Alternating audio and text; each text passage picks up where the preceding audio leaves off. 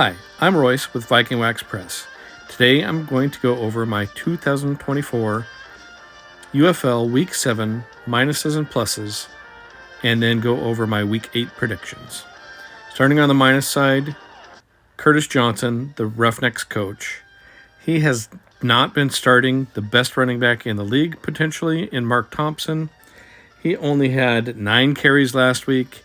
He's been getting far fewer carries than he needs to be getting. So they're going to keep losing until he starts him or plays him and runs him at least 20 to 30 times a game. The next negative we have are the Showboats. They are on a 6-game skid, and against the Renegades last weekend, they did not pressure them into a single punt. So they need help all the way around. On the positive side of things, Panthers running back Matt Colburn had 137 yards in a great win over DC. Another cool outcome from that game was the best sack of the year by Breland Speaks on Jordan Teamu. Here it is twice. Here today. Teamu goes down. Breland Speaks, speaking that punishment into existence. Sack number 6. Here today. Teamu goes down. Breland Speaks, speaking that punishment into existence. J.J. Molson for the Roughnecks hit a 62-yarder this weekend. Kickers in the USFL have been killing it all year, hitting a ton over 50 and several over 60. Jake Bates has 3 over 60, 64, 62, and 61. So it's pretty crazy how good the kickers are this year. I'm sure several will be jumping up to the NFL.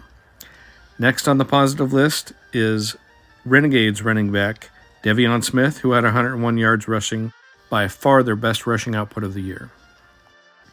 Also in the Renegades' first win of the year, Sal Cannella, tight end, had 2 touchdowns, and Luis Perez had 296 yards passing. A huge positive from Week 7 was the best game of the year, in my opinion, where the Battlehawks battled the Stallions in a back-and-forth game that ended up in a last-minute win for the Stallions. And if you haven't seen it yet, go find it on YouTube and give it a watch. Another positive for last week was 2 guys who hadn't seen the field got a chance to play QB in Bryce Perkins and Jalen McClendon, and I thought they both performed pretty well.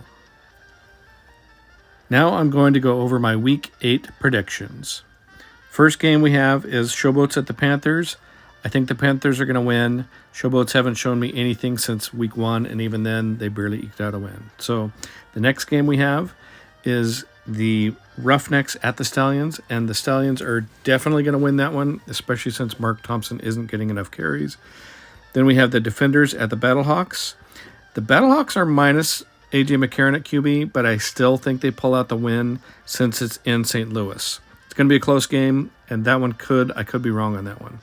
The next game is Renegades at the Brahmas, and I'm actually picking the Renegades to do an upset just because they're riding such a high from last week. They looked really good, and the Brahmas did not. So that's all I have. Tell me what you think in the comments, and please like and subscribe. That would help.